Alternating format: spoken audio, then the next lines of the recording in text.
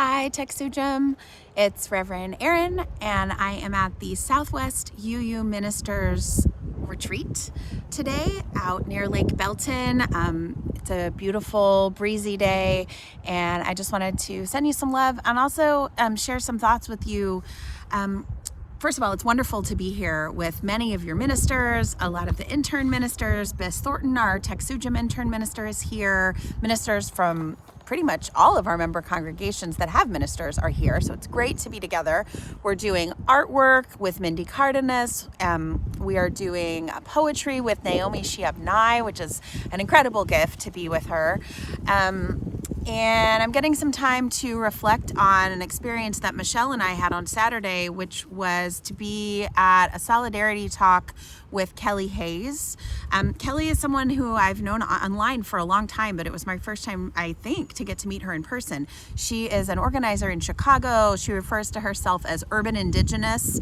She's a native author and leader in organizing. Her books include Let This Radicalize You and Read This When Everything Falls Apart, I think is the most recent one that I just keep giving to everyone, such that I don't even have my own copy. I need to get one for me because I just keep giving it away.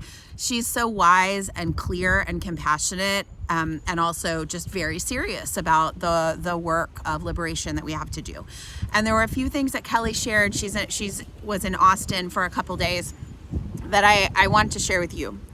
One of the things she talked about is that this moment that we're in is truly a moment of material action. So doing things not just theoretically, not just in our heads to understand or learn, but really to be doing things that are materially relevant and important.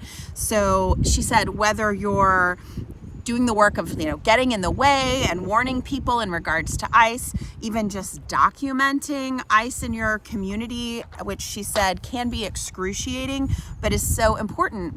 She said elected officials in Chicago, for example, and I'm sure this is probably true everywhere, have no idea how many people are being taken from their communities. So like the aldermen in Chicago are turning to the ICE watchers to find out how many people are being kidnapped and abducted in their wards by ICE. So the work that you do when you get involved with organizations or community groups, neighborhoods who are doing that kind of ICE watch and documentation is really important. She also talked about the importance of knowing that we are working and we should be working with people who are different than us, and that we may not agree about everything, but we need to be able to work together. She said, it's good because there aren't enough people like her or like me or like you to do the work that needs to be done. We really need everyone. So trying to focus on common mission and goals of liberation, saving democracy, saving each other, our communities, building the world we dream about, and not getting too hung up on the fact that not everyone is going to have the same opinion or the same tactics. She said, our organizing is a project of collective survival. She talked about the two major determinants of apocalypse survival: not perfection, not survival skills like going on the show Survivor, or I just saw the movie Send Help, which included a lot of survival skills, but two things: discernment. So being able to tell what information is good, what are the facts? That's very important, especially right now in the age of AI and in the age of people intentionally trying to scam you. I've gotten so many scam emails lately, you guys. Be very careful. Discern, ask, is this real? Is this AI? Is this a scam? Before you share anything, before you open anything. So discernment. And then willingness to work across differences. She said, we need to be able to build with people not of our own choosing. That is so important.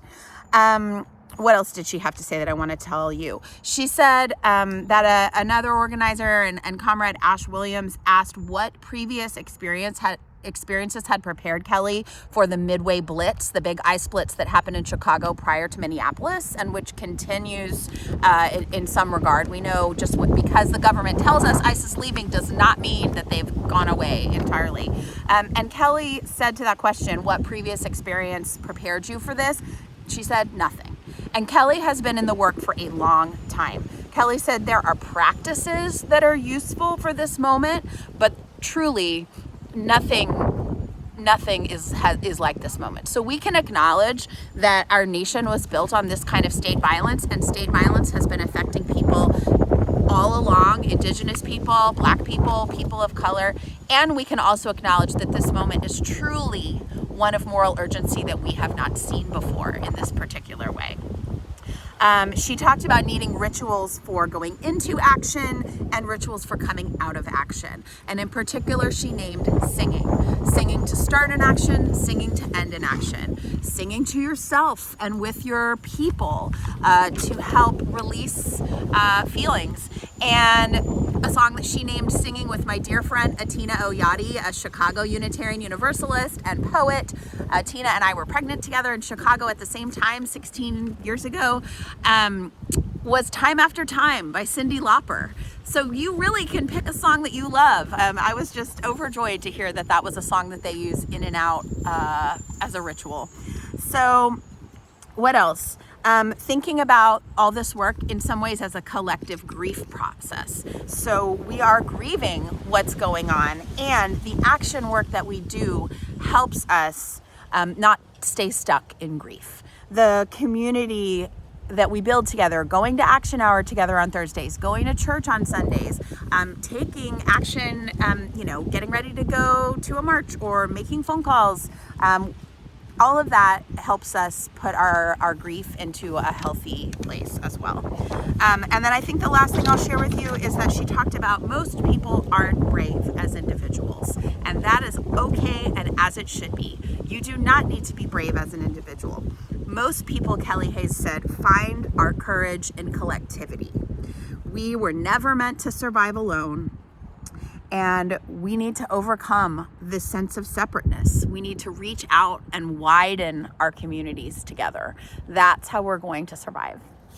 And on that note, I want to thank you again for being part of the Texas UU Justice Ministry. That's what we're doing. That's what we've been doing, reaching out our arms to be collective, to grow. We always say Texas UUs and our justice-seeking friends, invite your friends to Action Hour. Invite your friends to be part of what you're doing, what we're doing. We are going to survive this very difficult, morally urgent time together and across difference and with discernment and with love at the center. Thank you all so much, and I look forward to seeing you soon. This work has been really powerful and really hard over these last few months, and there's no love greater than the love I feel for Michelle, Biss, Taylor, the team, your ministers, all of you, the members, like knowing that we do this work together, with our partners and coalitions. It's everything, and it truly is life-giving. We have people to get free. We have a lot of work to do, and we're doing it together. Have a great meeting. Love y'all. Bye.